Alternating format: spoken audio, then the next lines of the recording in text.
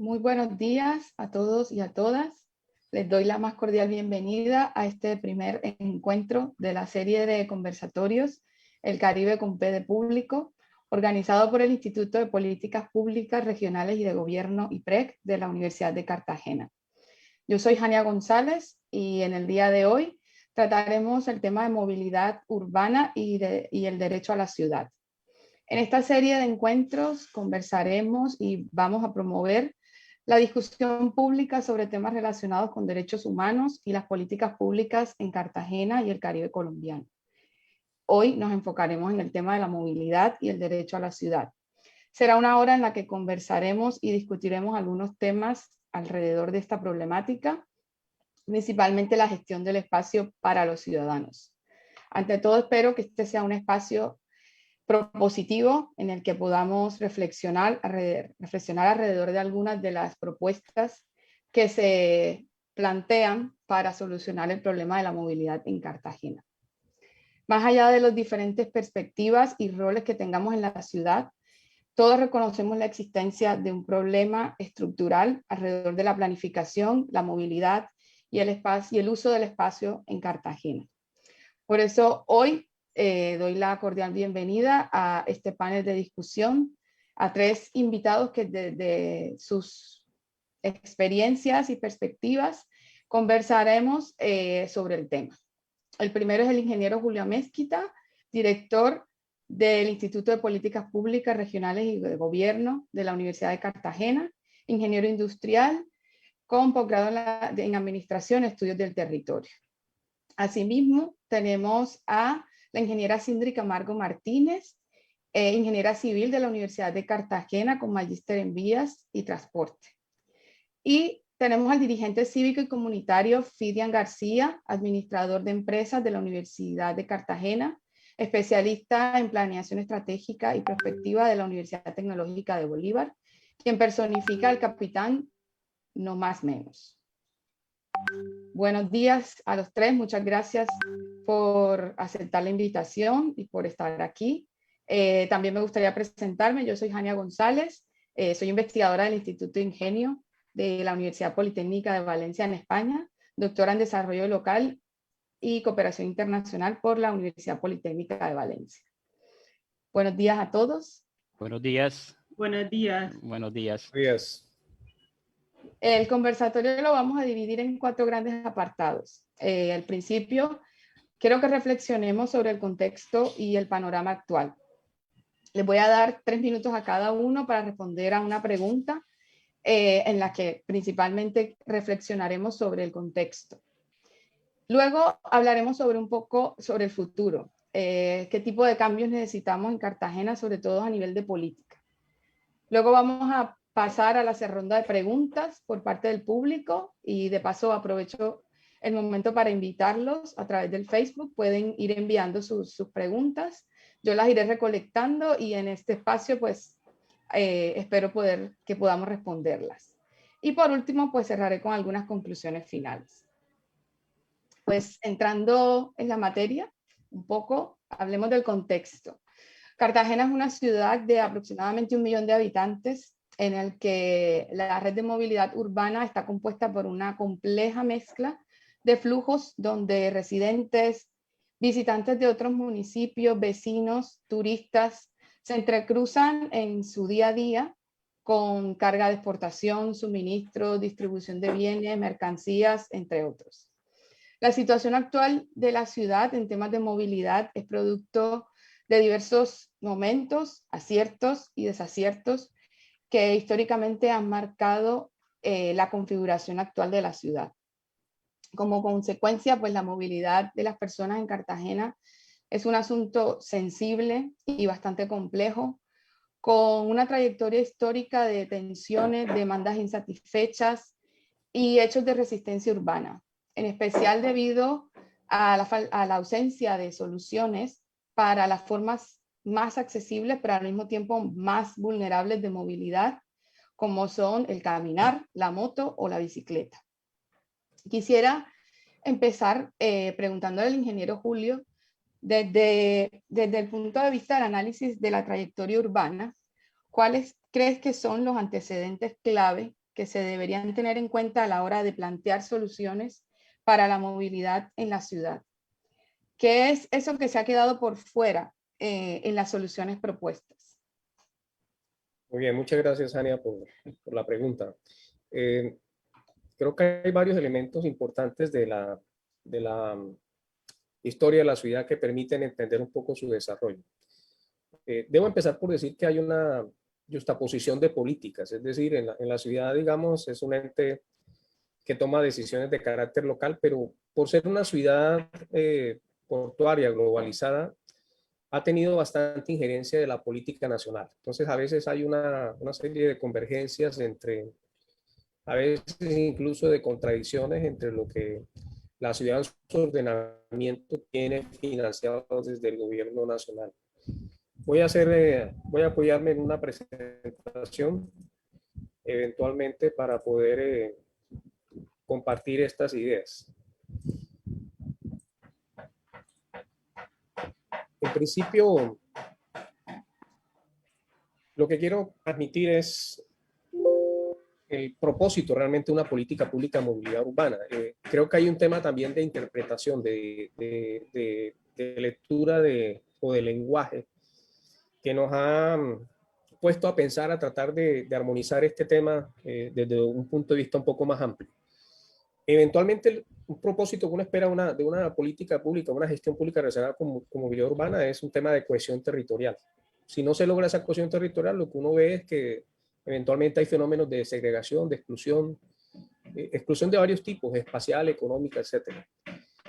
El segundo elemento que interesa muchísimo para definir un poco cómo está un territorio frente a esa en términos de gestión de medios de transporte, es el asunto de la conectividad espacial y la accesibilidad espacial. En el caso de Cartagena, todos sabemos que es una ciudad con cuerpos de agua, con una fisiografía muy particular, y eso a veces implica que algunas soluciones tienen que repensarse de la intermodalidad acuática y terrestre. El otro tema es que uno espera que la gestión pública responda realmente a mejorar las capacidades alternativas de las personas para desplazarse. Ojo, hablo de las personas, no necesariamente los autos. Y es un tema también que hay que solucionar. Y lo otro es que uno esperaría poder hacer, si se hace buena gestión pública en Cartagena, uno esperaría poder lograr disminuir los conflictos entre la movilidad de las personas y la logística urbana relacionada con carga y mercancías. Que son elementos clave que en la trayectoria de la ciudad han tenido momentos de desacierto. Voy a explicar rápidamente cómo yo entiendo el contexto de la ciudad. La ciudad en general tiene un área mucho más grande de la que pensamos. Esa mapa de colores que ve el público involucra un área que es la área gris que llamamos el perímetro urbano de Cartagena. Casi la mayoría de las situaciones de congestión, de conflictividad se ven en esa zona, pero sin embargo, recuerden que tenemos flujos, tenemos personas e intereses que se mueven entre los diferentes otras zonas hacia y desde el perímetro urbano de Cartagena. Entonces, una respuesta de movilidad tendría que dar soluciones tanto a las personas que viven dentro de ese perímetro urbano como a las que viven afuera. ¿Qué hemos encontrado? Que realmente ese perímetro urbano está bastante densificado, es decir, en ese perímetro urbano que llamamos la ciudad urbana de Cartagena es apenas el 15% más o menos del territorio de Cartagena, pero ahí se concentran el mayor volumen de personas, de vehículos, de conflictos, de congestión y demás. Además, siendo un espacio urbano que realmente tiene una fisiografía de canales, caños y lagunas que a veces dificulta un poco el tema de la movilidad. Dicho esto, entonces, lo que perciben los cartageneros en general, cuando hablamos de movilidad, de problemas de movilidad, realmente lo perciben y hay una voz mayoritaria que cuando habla está hablando específicamente de esa zona de congestión, de ese espacio urbano que es apenas el 15%. Eso no significa que las voces de lo que están, por ejemplo, en la zona insular, en el caso de Barú, Tierra Bomba, o en la zona norte, en Punta Canoa, Bayunca, Pontezuela y demás, no tengan necesidades, sino que sus voces se escuchan menos que las que están concentradas en esta gran congestión.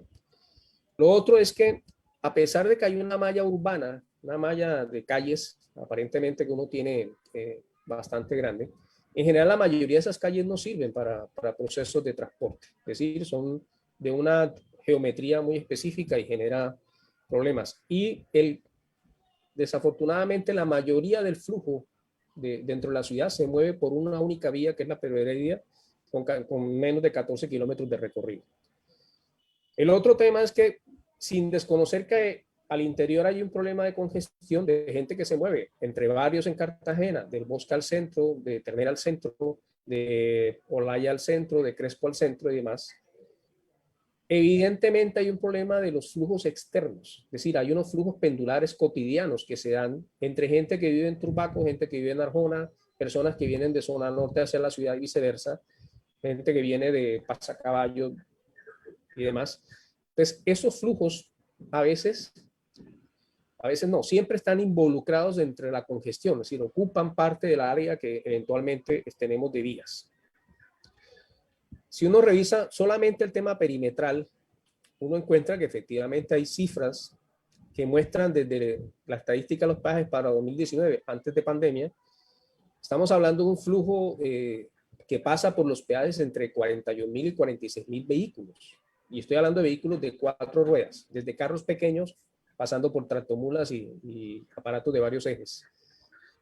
Eso es un volumen grande que después podremos comparar un poco con las cifras de desplazamiento que tenemos internas.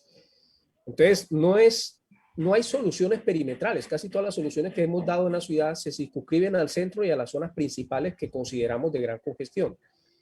Pero no, cuando nos concentramos en eso, estamos olvidando soluciones de carácter perimétrico, que en un momento dado podrían descongestionar la ciudad.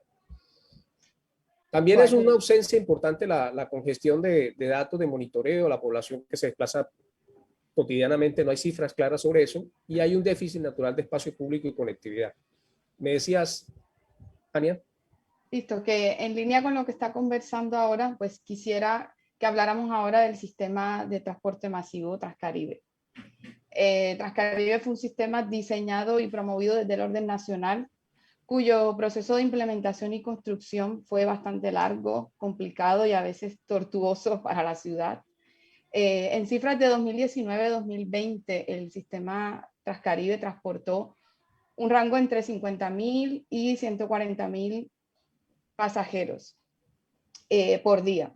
Esto principalmente a través de la avenida Pedro de Heredia, que tiene alrededor de 10 kilómetros.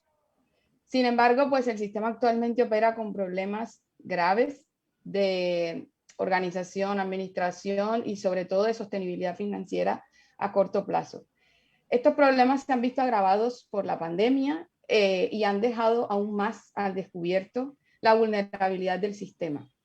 Yo quisiera que ahora la ingeniera Sindri Camargo pues nos comentara cuáles han sido las principales causas que han generado las problemáticas de sostenibilidad del sistema.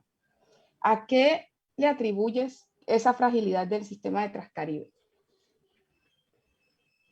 Buenos días, gracias Ania por la pregunta. Bueno, yo sí quisiera como contextualizar un poquito acerca de los sistemas de transporte. Mira que en Colombia los últimos quizás 15, 18 años se han hecho importantes esfuerzos para implementar sistemas de transporte urbanos que sean eficientes y que sean de calidad. Y esto ha producido o generado una serie de políticas públicas y unos nuevos modelos económicos y de operación que han contribuido a superar de alguna manera esas deudas pendientes del país con las ciudades, especialmente con el tema de la reorganización de los sistemas de transporte público y de la eliminación de la tan famosa llamada guerra del centavo. Fue así como en el 2003 se creó una política pública nacional de transporte público y masivo y el gobierno nacional se enfocó en la modernización de estos esquemas con grandes calidades de servicio y alto impacto ambiental y social.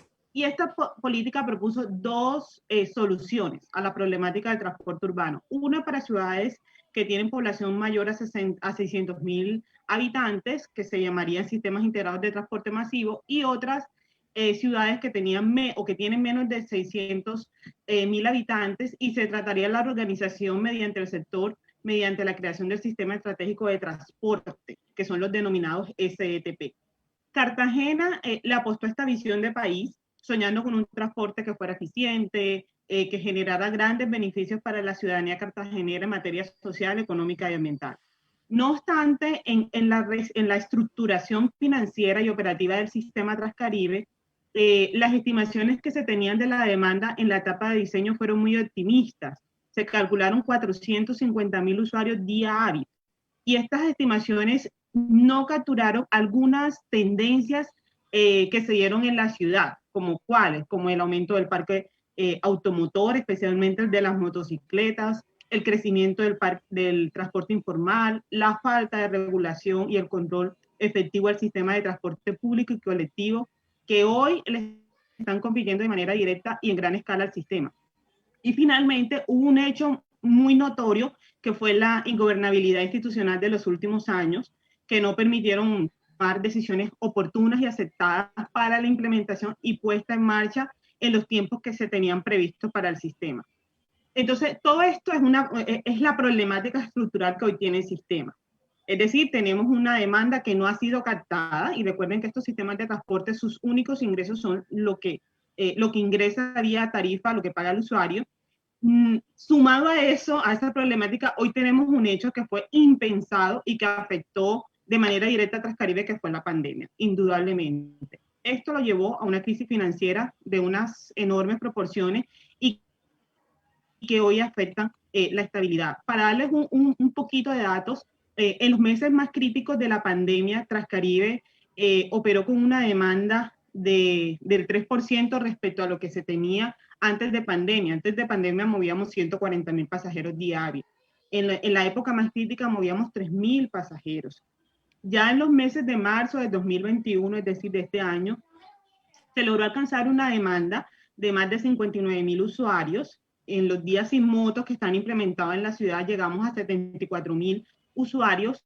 No obstante, esta paulatina recuperación sigue siendo una reducción importante del 58% de la demanda frente a lo que teníamos antes de pandemia, y bajo este contexto, producto de los efectos que dieron lugar por las medidas adoptadas por la pandemia y por el gobierno nacional y distrital, Transcaribe ha tenido una disminución de sus ingresos esperados en el orden de los 79.000 millones de pesos. Es decir, eso es lo que se ha dejado de captar el sistema producto de la baja demanda, pues porque ya la dinámica de desplazamientos en la ciudad cambió. Ahora estamos viviendo en teletrabajo, en clases virtuales, etcétera, etcétera.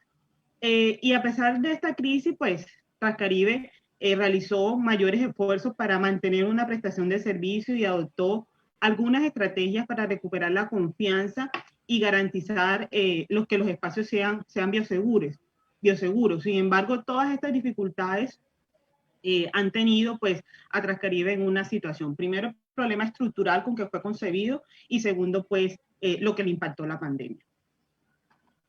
Muchas gracias, ingeniera, por su apreciación. A la problemática del transporte masivo también se le suma el problema o el malestar por la segregación espacial ocasionada por los peajes o por algunas políticas del comparendo en la ciudad. Durante los últimos años hemos presenciado manifestaciones que no parecen ceder aún en tiempos de pandemia, donde hay constantes bloqueos y malestar, se percibe, por cuenta de particulares, camiones, usuarios de motos, de bicicletas, incluso la parálisis como tal del sistema de Transcaribe. Independientemente de dónde provengan o de qué colectivo está promoviendo estas manifestaciones, diversas coaliciones que han aparecido en la ciudad y que se están promoviendo, yo creo que todos convergen en la necesidad de evaluación y de un cambio en la política de movilidad de la ciudad. Yo quisiera que ahora Fidian me conteste a cuáles son las problemáticas de vulneración que han favorecido, que han dinamizado la aparición de colectivos como el antipeajes y promotores del uso de la bicicleta. Sí, hola, muy buenos días. Sí, agradecer pues por la oportunidad al IPREP. Está muy claro, o sea, vemos cómo hace 20 años se nos vendió la idea de que las obras de infraestructura de la ciudad de Cartagena se podían financiar a través de la contribución de valorización y sobre todo la instalación de peajes dentro del casco urbano. ¿cierto? Digamos, con un estudio y con una premisa de que se iba, digamos, a mejorar la competitividad de la ciudad, se iban a aumentar los niveles de exportación e importación, y desde luego el área de influencia en este caso del corredor de carga, pues las viviendas y todo el sector, los inmuebles se valorizaban en un 300%. Sin embargo, fíjense, no, o sea, la problemática radica en que no se escuchó a la comunidad en ese momento, o sea, sino que se hizo y se optó por, digamos, por planificar o por construir una vía obedeciendo pues a unos intereses del gobierno nacional y a unos intereses pues del transporte de carga, pero no obedeciendo al interés y al querer de la comunidad. En esos momentos, en el año 1998-99, pues se convocó para que se trabajara en la elaboración del plan de ordenamiento territorial, y la comunidad planteó propuestas muy precisas, que entre otras cosas, propuestas que venían siendo o que han venido, digamos, planteándose desde el año 48, cuando el arquitecto José María González Concha nos decía que la zona de Basurto debía ser una zona institucional, que en ningún momento debía utilizarse para construir, sino para mirar, digamos, la solución vial y el intercambio del transporte acuático multimodal en la ciudad. Igual, este pensador, este arquitecto planteó la necesidad pues, de la construcción de la vía perimetral. Bueno, la comunidad en 99 planteó también esa necesidad del traslado de Basurto y sobre todo el traslado del muelle de carga de Manga hacia Mamonal, para evitar precisamente que se hiciera lo que se hizo. O sea, es que lo que hemos tenido durante los últimos 20 años es que prácticamente no ha habido una vía nueva, porque no se ha escuchado el querer de la comunidad.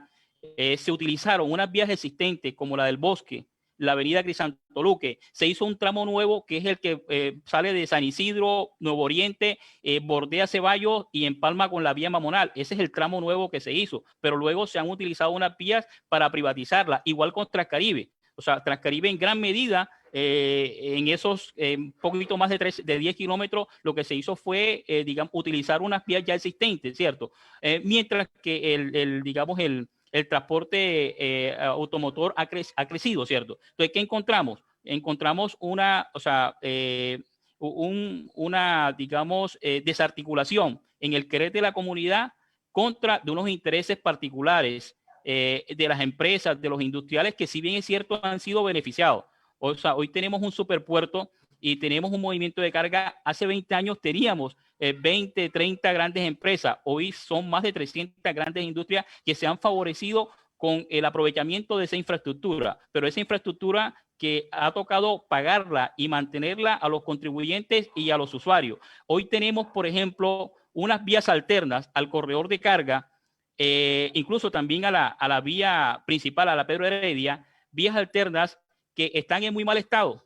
O sea, no se puede transitar. Hoy tenemos barrios que sus calles son utilizadas como zonas de parqueadero, como zonas de estacionamiento, como zonas digamos, de escape para no pagar peaje. Esto con la complejidad de un distrito, o sea, que no ha armonizado y que no ha sido consecuente con una planificación de la inversión de la malla vial y la recuperación de la malla vial, obedeciendo precisamente a, digamos, a enriquecer a ese particular y a que por lo menos obligando si no hay vías alternas y si las que existen están en muy mal estado, a utilizar o la Pedro Heredia o la vía concesionada por peaje. Entonces, eso ha dado más los estudios que se han demostrado, donde ese particular, o sea, entre otras cosas, hoy tenemos tramos del corredor de carga que están en muy mal estado, o sea, no tienen andenes, no tienen bordillos, hay que tirarse en la vía, ya el mismo corredor de carga, o sea, se ha incumplido con el mantenimiento de esa infraestructura. Ahora imagínense lo que vemos alrededor de estas comunidades, ¿cierto? Es una pobreza, es un deterioro vial, ¿sí? Y por eso ha crecido más la inconformidad de los usuarios. Entre otras cosas, se han hecho unas inversiones, tanto en el corredor de carga como en el Transcaribe, sin tener en cuenta al peatón, al ciclista. Hoy no tenemos, o sea, ciclorrutas adecuadas Hoy existe una propuesta de la Secretaría de Gerencia de Espacio Público de recuperar o de poner en funcionamiento una ciclorruta demarcando en los carriles, pero hemos hecho unas inversiones, como les digo, privilegiando al transporte de carga, al transporte de pasajeros, pero en contra del ciudadano, en contra del peatón, en contra del ciclista. ¿Ya? Y donde ha sido el ciudadano quien le ha tocado pagar y mantener la vía, ¿no? Entonces, por eso nace esa inconformidad de recuperar estas vías que han sido privatizadas para mejorar la movilidad, entre otras cosas, y para que no afecte el bolsillo de los contribuyentes y de los usuarios. Gracias, Fidian, por tus aportes. Efectivamente, tú has propuesto 2 puntos sobre la mesa, 2 puntos muy importantes como el tema de la recuperación de la malla vial y la construcción de ciclorrutas, que son acciones, ¿no? Quisiera que ahora habláramos un poco a nivel propositivo, pensando un poco en el futuro de la ciudad. Hay una problemática de la cual todos somos conscientes, ustedes la han abordado muy bien, pero quisiera que ahora pensáramos un poco a futuro sobre, a nivel de política, qué cambios deberíamos implementar. Exactamente, me gustaría que propusieran desde sus posiciones, desde sus roles, desde su conocimiento, su experiencia, alternativas de cambio en la gestión pública e instrumentos que se necesitan en Cartagena, con miras a implementar políticas relacionadas con la justicia espacial. Hay algunos enfoques contemporáneos que proponen el tema de promover ciudades de 15 minutos, donde los ciudadanos puedan moverse, puedan realmente escoger en qué se quieren mover y no que tengan que utilizar un determinado sistema porque es su única alternativa. Quisiera empezar por la ingeniera Sindri. Gracias, Ania. Bueno, a mí siempre me gusta como contextualizar un poquito acerca de la posición como consultora de este medio, como técnica y experta a lo largo de los años que me ha dado pues ir conociendo este medio y este sector.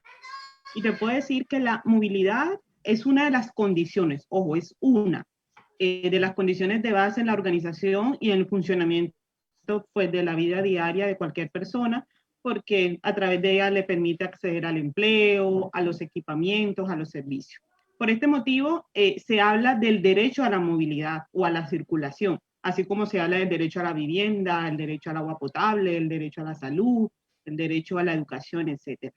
Y en movilidad hay 2 modelos de crecimiento y de estructura urbana, los cuales se plantean además opuestos.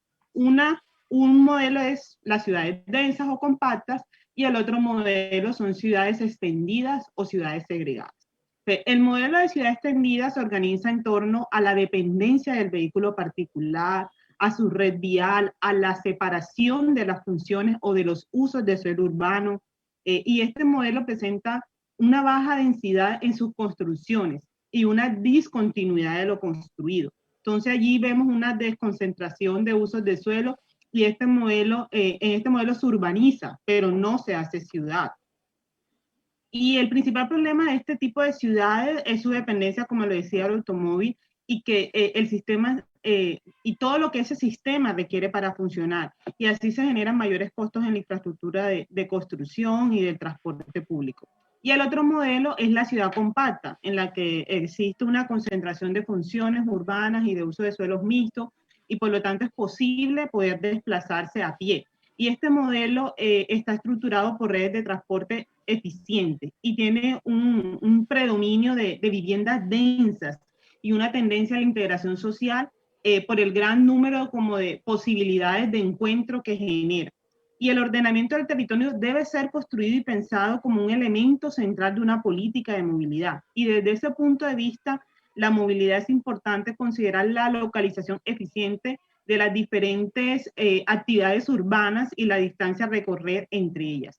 Y hoy estamos hablando de algo que tú mencionabas, de ciudades de proximidad o de ciudades de 15 minutos. Y yo recuerdo mucho a un personaje que se llama Carlos Moreno. Él es un colombiano, es catedrático de la Universidad de París, de la IAE Panteón de Soborna, y él dice lo siguiente: la mejor movilidad es la que no se hace. Y él se pregunta, ¿por qué tenemos que movernos tanto? Y digamos, si en un perímetro corto de 15 minutos a pie o en bicicleta podemos satisfacer todas nuestras necesidades básicas, entonces ahí estaremos mejorando sustancialmente la calidad de vida. Y en Cartagena, ya hablando de políticas, en Cartagena debe adoptarse políticas que prioricen esas formas de desplazamiento más saludables, más económicas, eficientes, que sean limpias y que recuperen la vía como un espacio público democrático. Y es muy trascendental que los mandatarios, o sea, nuestros alcaldes, estén comprometidos con la movilidad sostenible, que hablen y que comprendan lo que dicen los expertos, lo que dicen los científicos, lo que dicen los técnicos del tema. Y yo creo lo que yo le he denominado como una evangelización de la movilidad. O sea, tenemos que nosotros los técnicos hacer esa evangelización con nuestros líderes políticos para que ellos empiecen a entender cómo es esa movilidad urbana sustentable. Y además debe sumarse un fortalecimiento institucional como un plan para construir y coordinar el proceso de desarrollo de la ciudad, que además incluye indicadores de la calidad de vida y de periodicidad del monitoreo, es decir, que se mida. Y nuestro modelo de ciudad, la verdad, no es sostenible.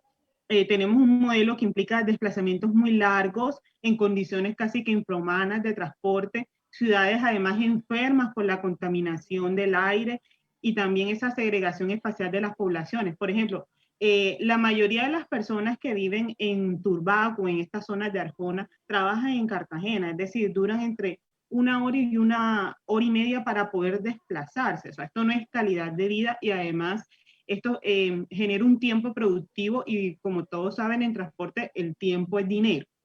Entonces, digamos que en consecuencia el urbanismo ha priorizado la infraestructura viales para permitir que los carros particulares sean el eje principal de la movilidad y esto es un error. Y si hablamos de movilidad sostenible, hay que darle la vuelta a esa escala de prioridades que tradicionalmente se han tenido en cuenta en la configuración de estos espacios urbanos y en las políticas de movilidad.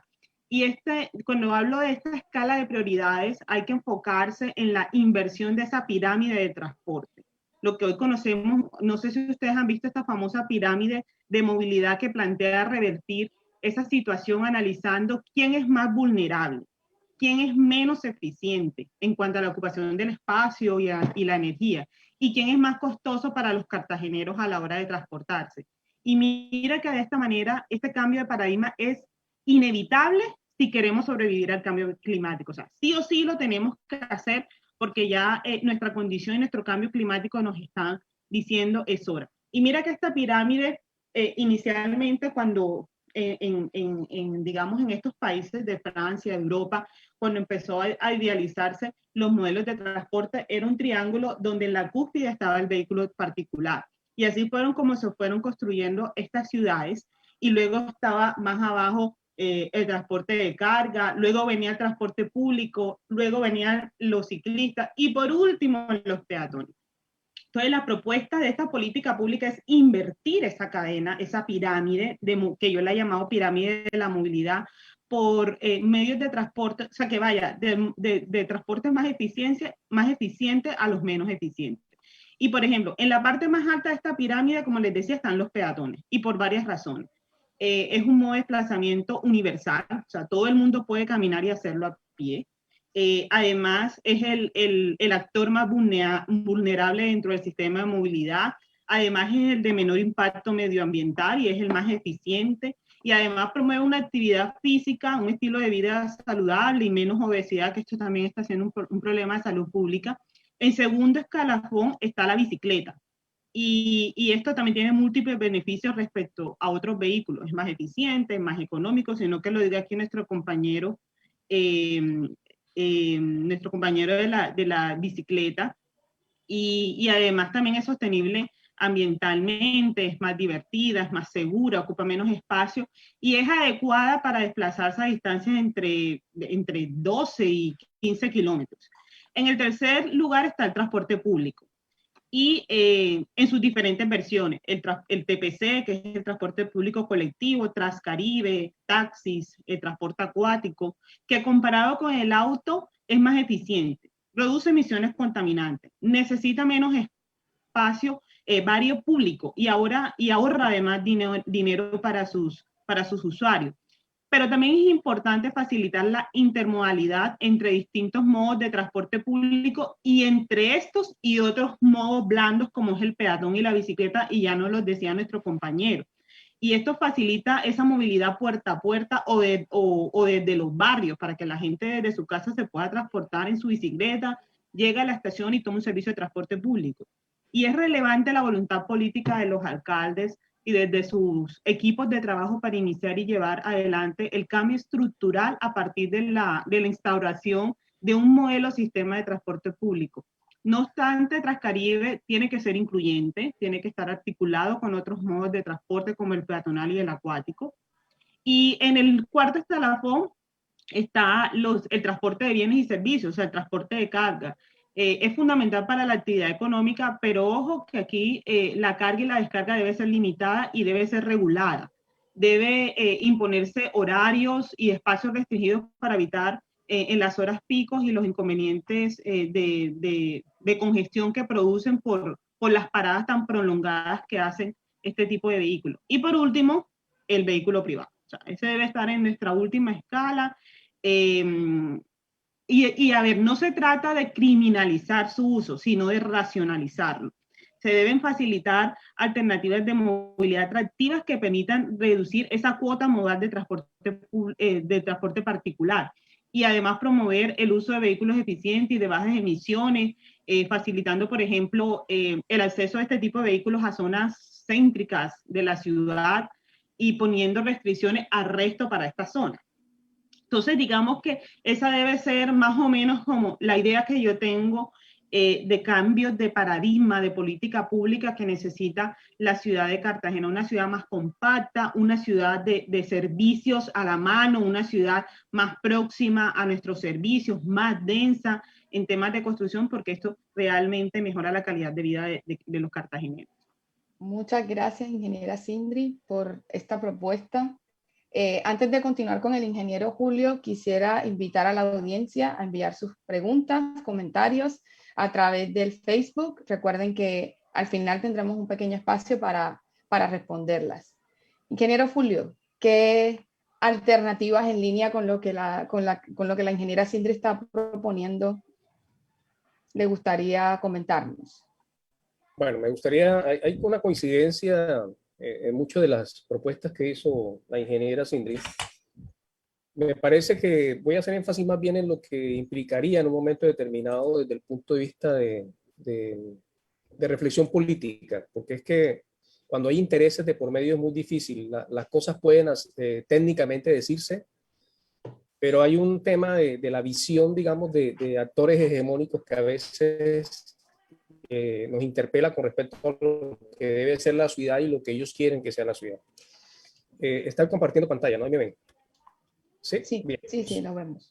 Yo quisiera decir que efectivamente la conflictividad que nos han dicho tanto o nos han puesto de relieve el Filian y Cindy es muy clave. Es decir, la gente no reclama y no ocupa el espacio público porque sí, hay demandas y creo que en este momento de conflictividad nacional es mucho más claro.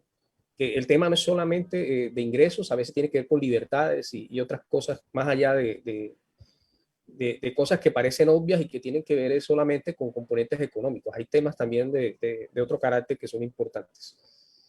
Yo pensaría que efectivamente la ciudad tiene varios retos que superar. Uno de ellos es que dejamos en cierta forma que el litoral de la ciudad, lo que corresponde al acceso al mar, esté privatizado también.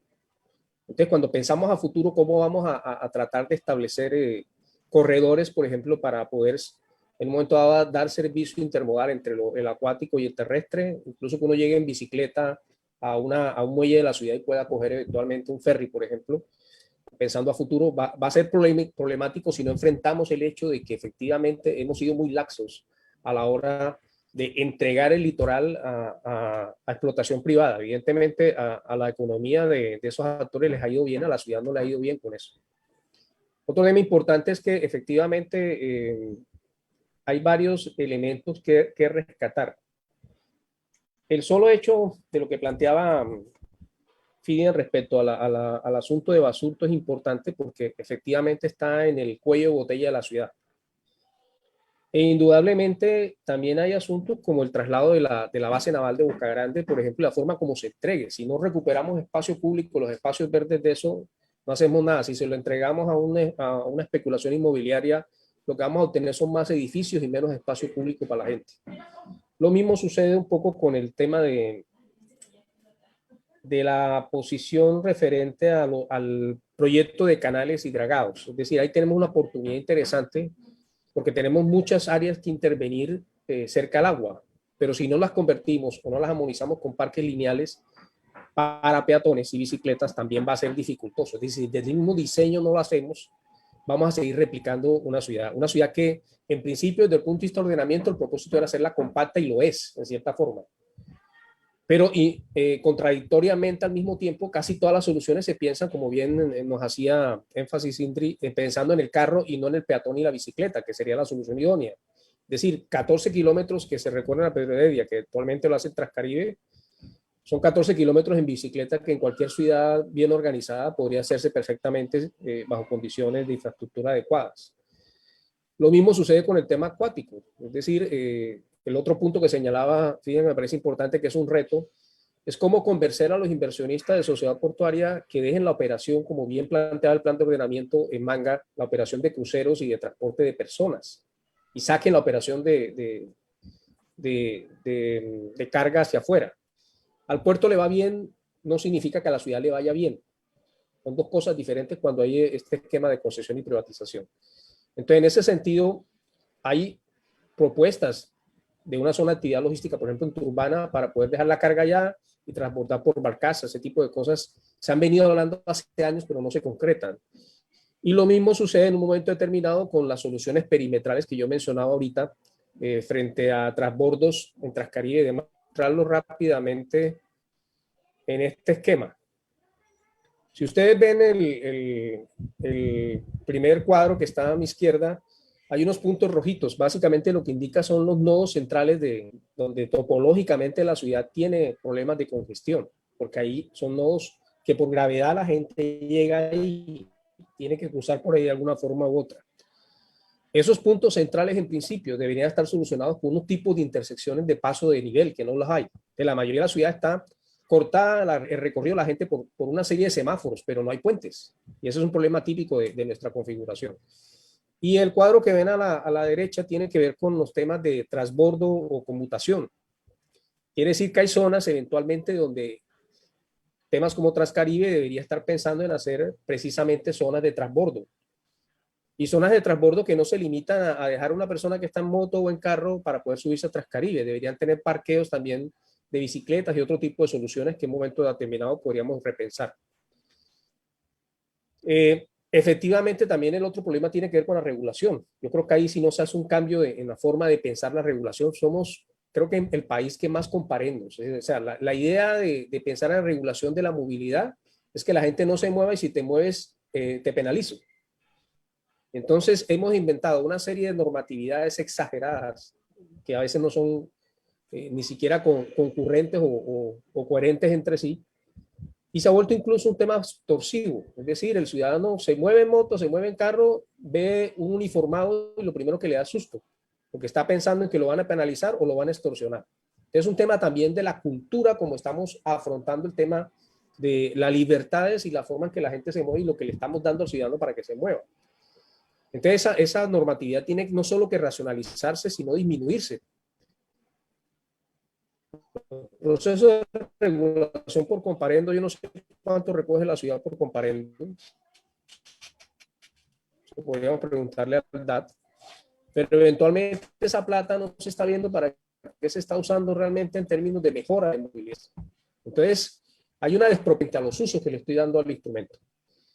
Lo otro es que la conectividad en el espacio público, por ejemplo, el tema de conectividad es clave. Es decir, no basta con decir que tenemos tantos metros cuadrados de parque o de vías y demás si eso no está conectado. Entonces uno no tendría sentido para una familia tener que coger de un parque, de una zona verde, para poder disfrutar de otro espacio público, es otro parque o zona. Pregúntele un poco a los bicicletistas o a la gente usuaria de bicicleta a los ciclistas, cómo están haciendo efectivamente para, por ejemplo, disfrutar los fines de semana. Mucha gente llega en carro, me imagino, al perímetro de la ciudad para poder subir a los corredores de Turbaco y Arjona en materia de ciclas. Entonces, pero tienes que llegar en carro con la cicla, lo cual de entrada implica ya un problema. Y lo otro son, como decía, la localización de equipamientos intermodales. La ciudad es mucho más amplia de lo que queremos, aunque el sistema sea compacto y uno puede resolver, tiene una oportunidad interesante de resolver circuitos relacionados con bicicleta y peatonalización al interior de la ciudad. Si podemos decongestionar algunas zonas, sobre todo periféricas, y lograr que la gente que viene de Arjona y de otros lados deje el carro ahí, pase a un ferry o pase al sistema Transcaribe con un parqueo razonable, con un costo de parqueo razonable mientras va y regresa a recoger su vehículo, creo que podríamos decongestionar la ciudad.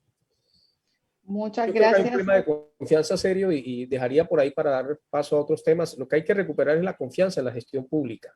Creo que estamos bastante molestos con el tema de las privatizaciones, concesiones y no vemos soluciones realmente desde el punto de vista público. Dejo ahí, Jania, para efectos de dar paso a otro. Así es, muchas gracias. Y ahora quisiera que Fidian, pues desde su visión, nos contara cómo entra su visión de ciudad dentro de las propuestas que hemos escuchado. Sí, importante, Jania. Yo quiero, o sea, mirar un poquito lo que ha sido, ¿no? Digamos, la planeación de la ciudad de Cartagena. En mi primera intervención comenté los aportes del arquitecto José María González Concha, pero aquí en la ciudad hemos tenido una serie de, digamos, de planes y de planes de desarrollo, planes de planificación de la ciudad muy interesantes. Pero ¿qué ha faltado? O sea, la voluntad política para ejecutar lo que se han plasmado en esos planes. Claro está que algunos de esos planes pues, han carecido del componente financiero. Entonces yo creo, a diferencia de lo que planteaba Cindy, que sí hay evidencias y hay documentos donde están plasmados la visión de los técnicos, de los expertos, pero se han quedado cortos en el sentido de que no se ha escuchado, no se le ha dado la importancia que debe tener el ciudadano del común, el ciudadano cartagenero, ¿cierto? Que vive en los distintos sectores, porque no es igual a la persona que vive en el Pozón, en Nelson Mandela, o a la persona que vive en el Pie de la Popa, en Manga, en Boca Grande, ¿cierto? Entonces, fíjense, dentro de ese ejercicio, yo sí quiero resaltar que me encontré un documento COMPES del año 91, o sea, firmado por el Gobierno Nacional a través del Departamento Nacional de Planeación, donde se le dan facultades y se prioriza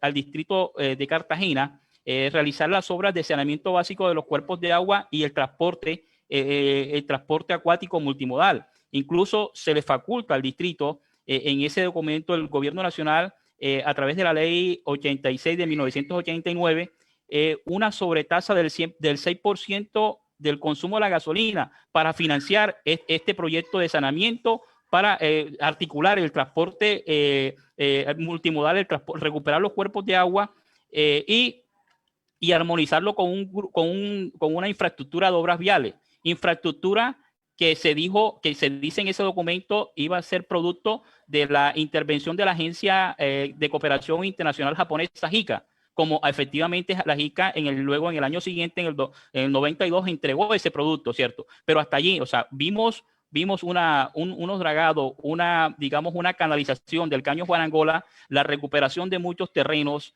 y pensamos que se iba a dar precisamente, como decía el estudio, la vía marginal desde el aeropuerto hasta el Cabrero con un gran puente, ¿cierto? Que eso lo contemplaba ese estudio, pero que nos quedamos cortos. O sea, lo que hoy vemos es una serie de edificios en esos terrenos que pasaron a ser, que se recuperaron por el acotamiento del Caño Guarangola y hoy están en manos de particulares, y hasta ahí llegó ese programa, ¿no? Sin embargo, para resaltar que luego el POT, el Plan de Ordenamiento Territorial, asume y toma en gran medida lo plantado por la Agencia de Cooperación Japonesa y plantea una serie de vías de infraestructura precisamente para darle solución al tema de la movilidad en la ciudad de Cartagena. Pero ustedes saben lo que ha pasado con el POT. Es más, en el POT hay un componente importante sobre el tema de los cuerpos de agua y el tema de transporte acuático multimodal. Entonces, sí hemos tenido instrumentos interesantes de planeación, pero ¿qué ha faltado? O sea, la voluntad política y que luego nuestros alcaldes, con sus planes de desarrollo, pues muchos no se enmarcaron en lo que se había planificado a mediano y a largo plazo, como fue el POT, ¿cierto? Ya, entonces hay una desconexión. Entonces, para resaltar de que de pronto sí se ha tenido en cuenta a los técnicos, a los expertos, pero ha faltado esa voluntad política, pero a quien debe tenerse en cuenta precisamente es al ciudadano del común, ¿cierto? Creo que hoy tenemos que cambiar la mentalidad. Fíjese, hace unos años la mentalidad era no, como no tenemos, ya vimos que el gobierno sí le dio facultades y había unos recursos para financiar ese tipo de obras, ¿no? Pero además luego entramos y nos vendieron la idea de que el municipio, el distrito estaba en quiebra y había que llamar a los particulares y empezaron las concesiones en los años 90. Entonces nos venden la idea de que como no hay plata, pues tienen que financiarse a través de peajes, ¿sí? Entonces esa mentalidad yo creo que ya está mandada a recoger. Mire, Cartagena ha tenido 4 peajes internos en 18.8 kilómetros. O sea, el de Basurto con el de Ceballos a 4.5 kilómetros. El de Ceballos con el fondo rotatorio a 6.3 kilómetros.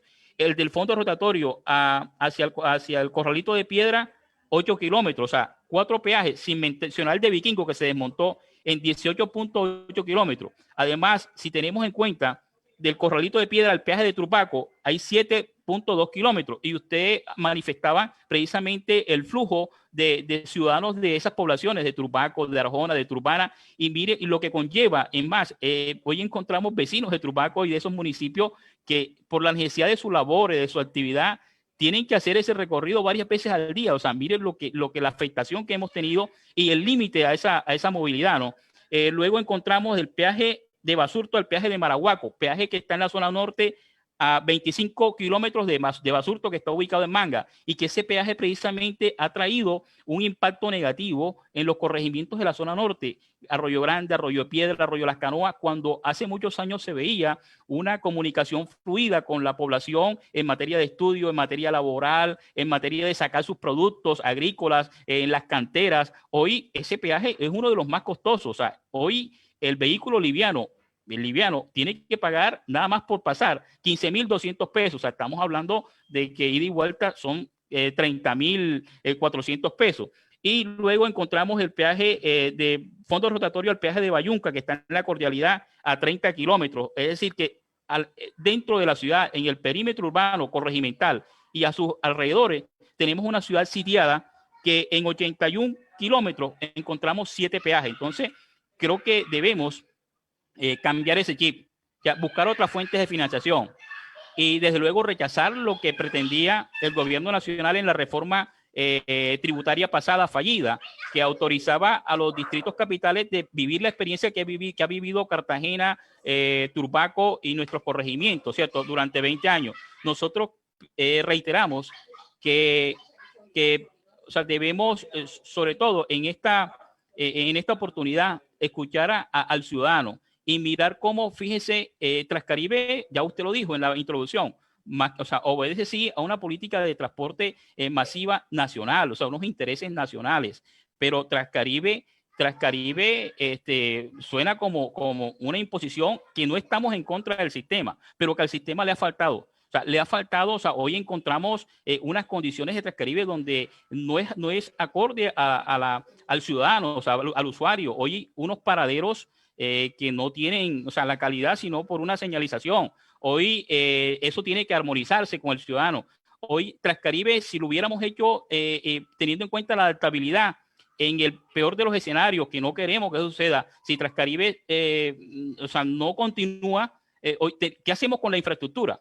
En cambio, cuando arrancaron los diseños se les dijo, incluso en el Paraninfo de la universidad, los estudiantes decían, hay que arborizar, hay que sembrar árboles, tenemos que tener unas vías de sombra. O sea, si eso hubiera sucedido, en la parálisis de Transcaribe, hoy tendríamos unas vías de sombra para el peatón y también para el ciclista, ¿no? Entonces, el aporte es tener en cuenta, sobre todo al ciudadano, o sea, al ciudadano y más que el interés, digamos, económico y político, ser consecuente con la respuesta que el ciudadano amerita. O sea, repito, o sea, no es el mismo interés del ciudadano de Boston al ciudadano de Boca Grande, ¿cierto? Entonces, armonizar y en lo posible mirar cómo o sea, se fortalece nuestras localidades y pensamos, o sea, en armonizar a través de las vías principales unas vías concéntricas en el sentido de que se articulen, ¿no? Y se facilite la movilidad.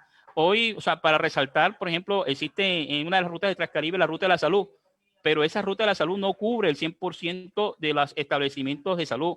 Existe una ruta universitaria, pero no cubre, o sea, como debe cubrir todas las universidades y las instituciones. Entonces, en el sentido de replantear y sobre todo tener en cuenta, digamos, la vocación y el sentir del ciudadano cartagenero. Gracias, Fidian. Muchas gracias. A ver, a manera de conclusión, yo creo que podemos rescatar muchísimas ideas. Yo creo que la más importante es esa conversación que debe haber entre los líderes políticos, la comunidad y la visión de los técnicos y expertos. Desde lo que cada uno nos estaba contando, claramente se nota que el problema de la movilidad en Cartagena se debe en gran medida a eso, a la falta de conversación, de entendimiento y sobre todo de control a los líderes políticos, que son quienes en últimas deben responder a las demandas de la comunidad y de los técnicos y expertos. Yo creo que otro de los mensajes que podemos sacar ya para finalizar y no extendernos más allá de lo programado es que necesitamos pensar y promover el derecho a la movilidad como otros tantos derechos que repercuten directamente sobre la calidad de vida de los ciudadanos. Debemos pensar en regular menos al usuario, pienso, y más a los líderes políticos, quienes deben velar porque realmente se cumplan las expectativas tanto de ciudadanos como de técnicos y expertos. Hay que pensar en la disminución de los costos, en la descongestión, en utilizar las zonas periféricas de la ciudad, en conectarlas, de alguna manera poder dar diferentes alternativas de movilidad y definitivamente, como lo mencionó la ingeniera Sindri, en pensar que la mejor movilidad es la que no se hace y que por tanto debemos pensar en promover esa movilidad principalmente para peatones, para ciclistas, facilitar y apoyar, fortalecer nuestro sistema de transporte público, articularlo con otros modos de transporte, regular la carga, el flujo de carga en la ciudad, considerar nuevas formas de medición que incluya principalmente a quienes son los más vulnerables, pero que también estudia los flujos, y aquí hago alusión a uno de los comentarios que nos llega por Facebook, es estudiar los flujos en la ciudad para la toma de decisiones. No siendo más, quisiera agradecer nuevamente a todos su participación. Hubiese querido tener mucho más tiempo para seguir conversar mucho más, pero no siendo más, muchas gracias. Gracias, Jania. Muchas gracias, Jania y Gracias, compañeros. Ania. Muchas gracias. Muchas gracias a todos.